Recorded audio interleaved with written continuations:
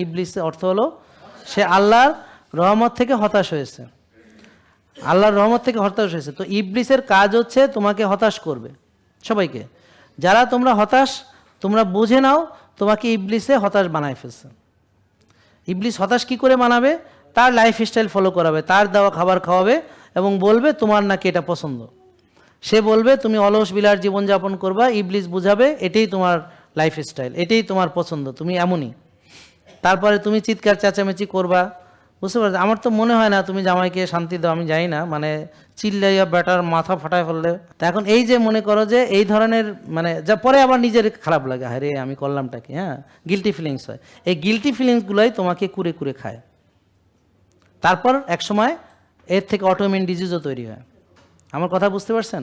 তো ইবলিস তোমাকে ফাঁদে ফেলছে, সে তোমাকে বলতেছে তুমি না, তোমার ক্যারেক্টার এরকম, বিলিভ মি আফটার 3 months তুমি বলবা না ওটা আমার ক্যারেক্টার ছিল না, আমার ক্যারেক্টার তো ওরকম না।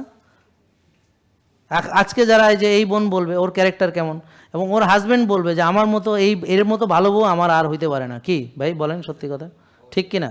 কারণ কি, ও কখনো ওর হাজব্যান্ডকে পেড়া দিবে না, কখনো নেগেটিভ আচরণ করবে না, সে পজিটিভ আচরণ করবে। আমার কথা বুঝতে পারছেন? মানে নিজের মেজাজ খারাপও হবে না, হাজব্যান্ডের মেজাজ খারাপও সে করবে না, নিজেও সে খুশি থাকবে, ওই ব্যাটাচারেরও খুশি রাখার চেষ্টা করবে।